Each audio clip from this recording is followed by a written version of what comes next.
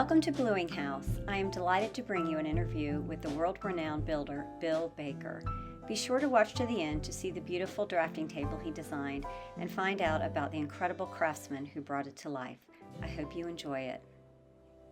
Good morning. I'm so excited to bring you William T. Baker, Bill Baker. He has graciously given us this time to talk about architecture, his path in architecture, and architecture as it was when he started and what it's become. Tell me about you. Where are you from? Where'd you go to school? How did you get into architecture? Right. Well, I grew up in Nashville, Tennessee, and my father was a furniture designer. So there's a natural talent component to the work. And he was a very accomplished furniture designer and was nationally recognized. Wow. And so I had a propensity for this. Even at a young age, I was drawing houses as a kid. And architecture was my hobby, so I was collecting images of architecture as a teenager. And then I worked as a docent at Cheekwood Fine Arts Center in Nashville, which is one of the great houses of the Southeast.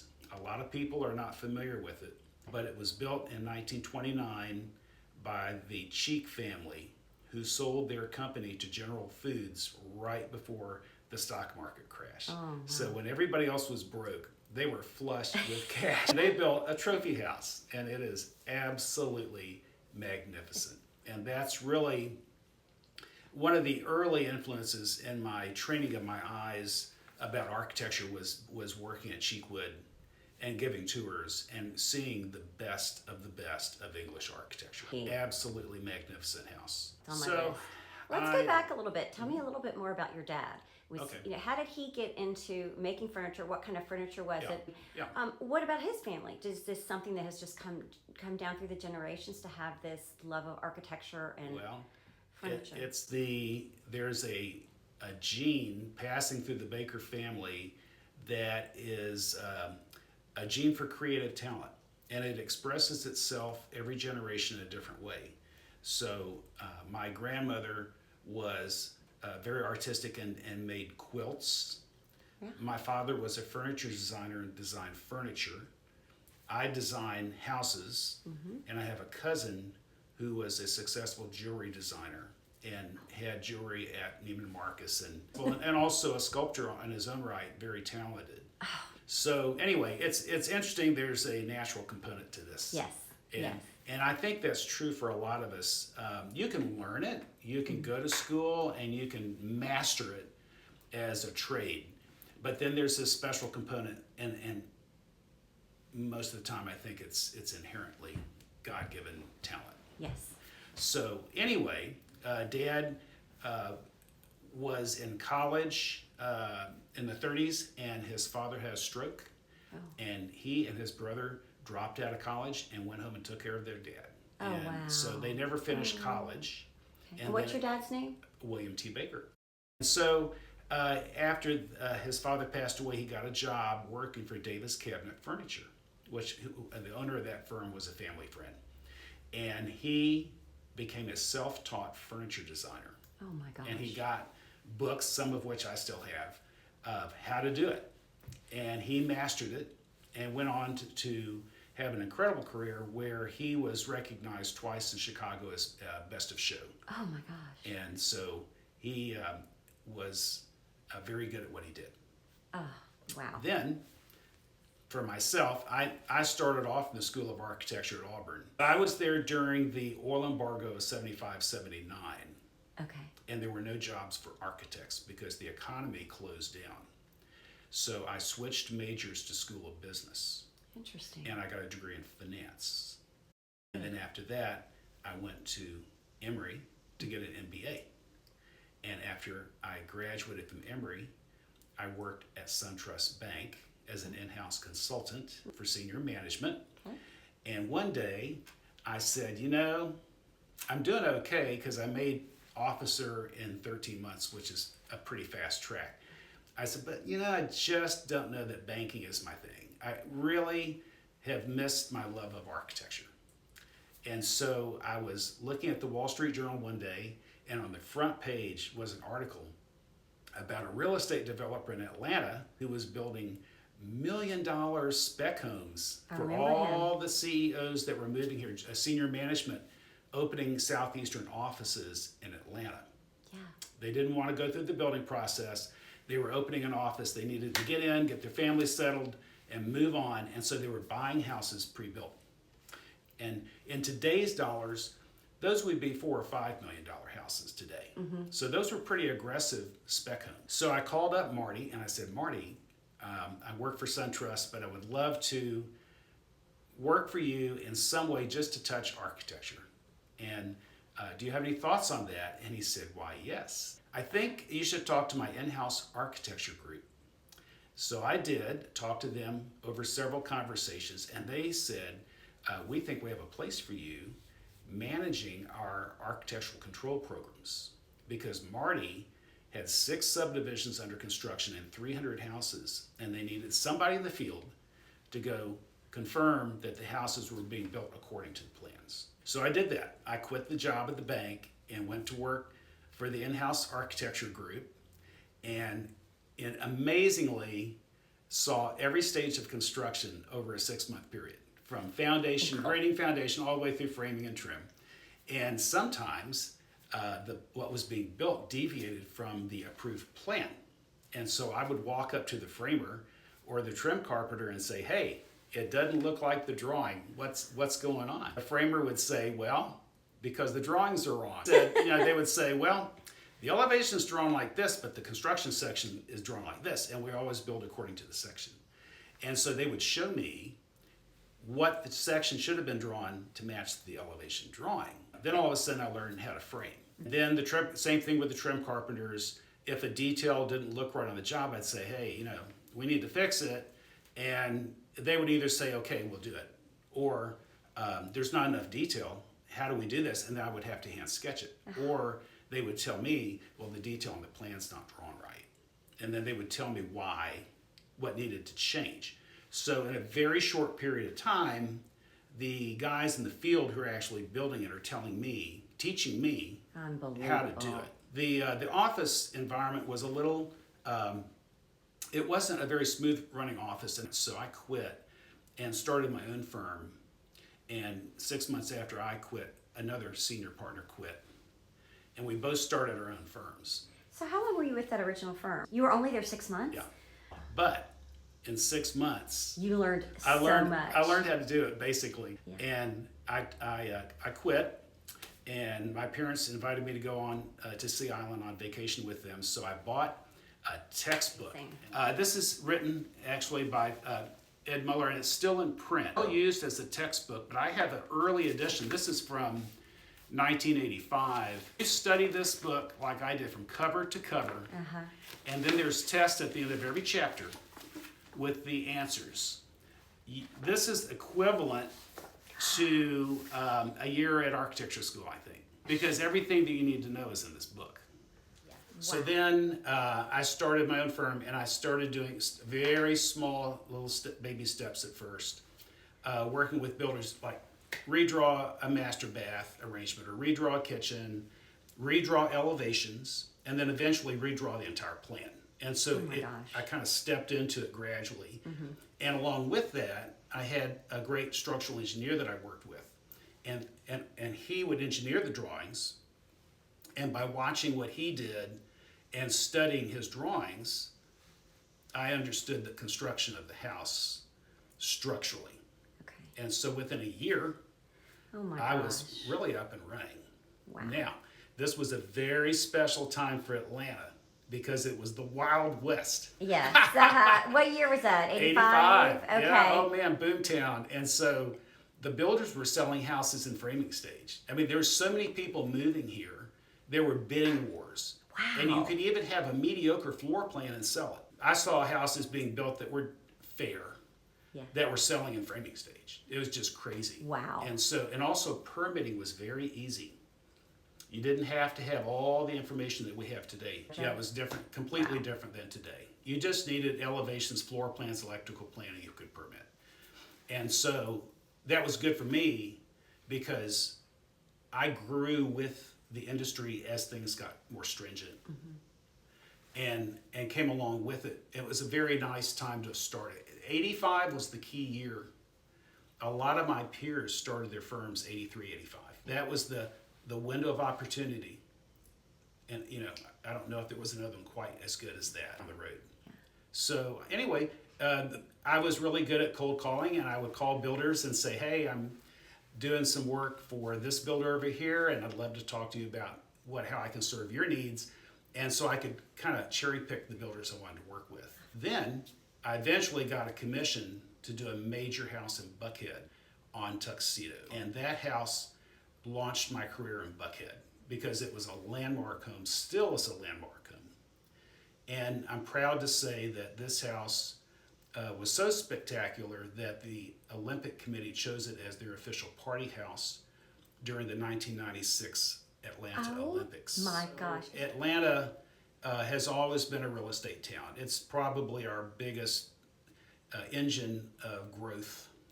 And over the years, the city has migrated up the Peachtree Road corridor. So it started off downtown, and over the years, the development continued to move north as the city grew. And eventually, it got out far enough that it reached a part of town called Buckhead, which in the old days was country. Yes.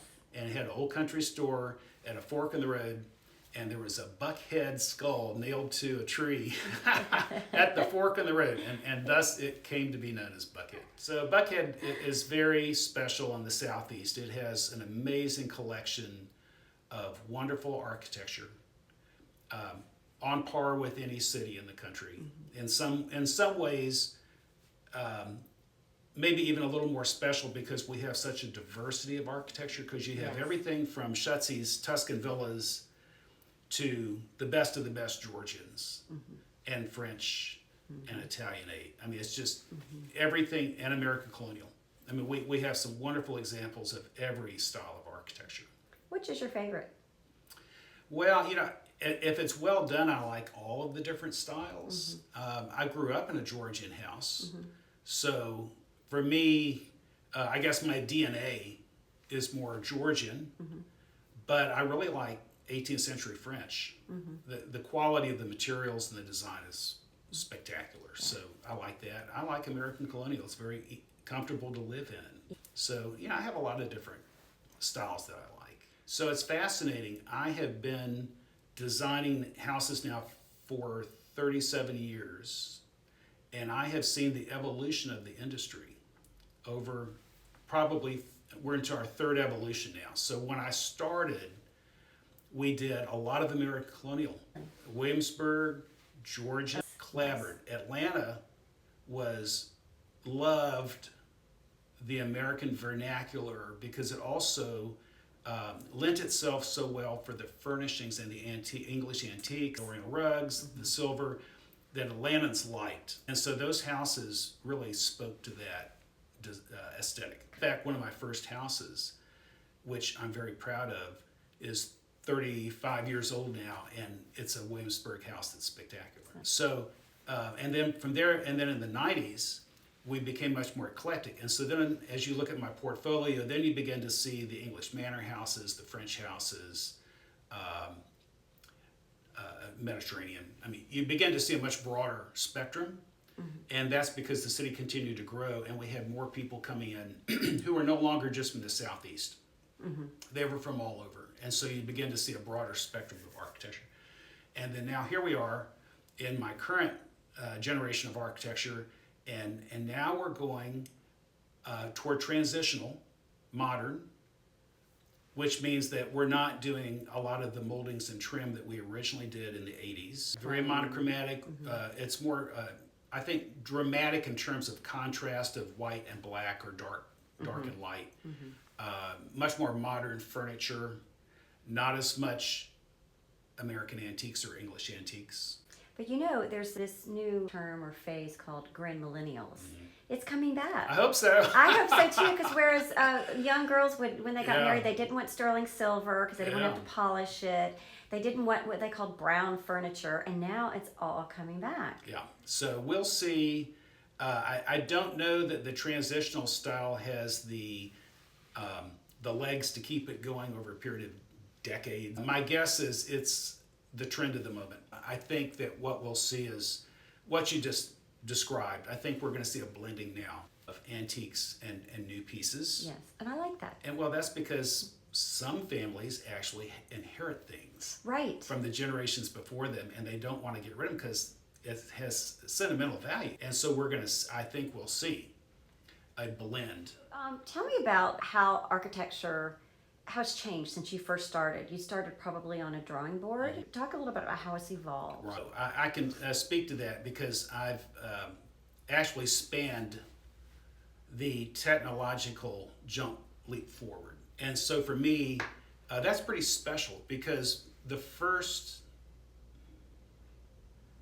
9 years of the business, I hand drew everything myself on a drafting board of my own design. And Is this the desk we're going to go yes, see? Oh, I'm so excited. and it's a skill that has been completely lost because I drew on plastic mylar sheets. Oh And my I gosh. actually have one. The plans were originally drawn on vellum pages that are plastic, and they have a matte finish. And then I would draw in ink. If you made a mistake, you could erase on this. What's interesting is if you go look at the drawings from the 1910s, 1920s, they're on waxed linen with ink, and they were drawing with a nub, and I don't even see how they did it without blotching the ink. Yes. And everything's perfect, and I don't really see any way to erase it. So anyway, I hand drew everything on the desk. And it was very labor intensive, and it was also very unforgiving because if the client came back and said they want to expand the house a foot to make a room bigger, Oh my gosh, you got to redraw the whole thing. Now, what I have found when I did a renovation of one of Neil Reed's historic homes, and we did an as-built drawing, and I compared it to the drawings at the History Center, they didn't match up. Oh. And what happened back then is if the client said, I need 6 more inches in the bedroom Oh gosh. for my night table, they just changed the dimensions. They didn't redraw the plan. And so there was a note at the bottom that said contractor do not scale the drawings. The dimensions, don't scale the drawing, just read the dimensions, because they would change the dimensions and not redraw the plan. And in this particular house, I could see where the client must have come back and said, I need to cut 1,000 square feet. Oh my gosh. and they would just change the dimensions to shrink things down. But How long would it take you to do like an initial drawing? yeah, that's a lot of hours in it. An entire set of plans might be 100. Okay. No, it was Like weeks. 100 for a whole house. Yeah, so I did that. And then about 1995, AutoCAD was introduced. And I found a drafting company that would take my hand-drawn drawings and then turn them into CAD drawings. Okay. And so then we made the jump. Okay. And my last hand-drawn set of plans was around 1995. Okay. And it was a house for my best friend's father. And so that was fun that his house was my last one. And it's in my book. I actually show the working drawings because it's the last full set of hand-drawn drawings. Now, the AutoCAD, Did you have to learn how to do that? no, I never did. I was Okay. too busy. But fortunately, I had this great team. And so we made the jump to AutoCAD. Now, the beauty of AutoCAD is that if the client wanted to enlarge or shrink something, you could do it. And so AutoCAD has transformed the industry. And I can email the file to my structural engineer. The CAD drawing is so much better because then the engineer can actually open it and import the data into his sections. And so there's huge advantages to AutoCAD. So at some point, let's go look at my desk. So Yes, there's I'd a love to. desk that I designed and had made that is very, very special. Bill, we are now in front of the famous desk. Well, this is my fabulous drafting table that I designed myself and had made by a wood carver who was both deaf and mute. And the only way we could communicate was by drawing this, detailing at full scale. My father was a furniture designer and he drew his furniture full scale. So I had a visual in my head of what that was supposed to look like. This piece of furniture is inspired directly by furniture designed by the famous Robert Adam, who was a Scottish architect practicing in England in the 18th century. So all of this work that you see is taken from pieces of furniture, inspired by pieces of furniture that Robert Adam did back in the day. The thing that's fantastic about this is it's all hand carved out of Honduran mahogany by the craftsman that I was mentioning earlier. He was an amazing guy and did a beautiful job on this. If you'll notice, the drawers are hidden. Oh my gosh. So as you open them, you can see it was designed exactly for the length of a ruler, and my pins.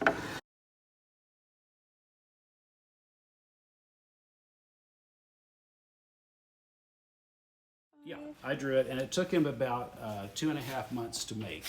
And the finish, I could point to antique furniture and say, this is the finish that I want. And so everything worked out real well. This is a core board, almost like a rubber mat board that architects used to draw on. And so you would take your drawings and tape them to the table. There was originally a architect straight edge here that would roll up and down on wires. It's very easy to add it back on. And so I would tape the Mylar sheets onto the table, and then the straight edge would go up and down, and then I had triangles to draw the vertical, and then the straight edge would draw the horizontal lines. You'll notice when we designed the table, I actually did a recessed margin in anticipation of this material being set into the top of the table. And if you wanted to change it out, like if it just got... Oh, you could do green leather. You could turn it into an English table with a green leather embossed in gold. The thing that's really remarkable is back in the day when I was drawing houses on this table, we were using pen and ink. So anyway, a lot of fun memories, lots of hours behind this desk. Used to work 16-hour days in my young years. So thanks for looking at it. Please support my channel by watching, liking, and subscribing so I can bring you more Bluing House content. Thank you.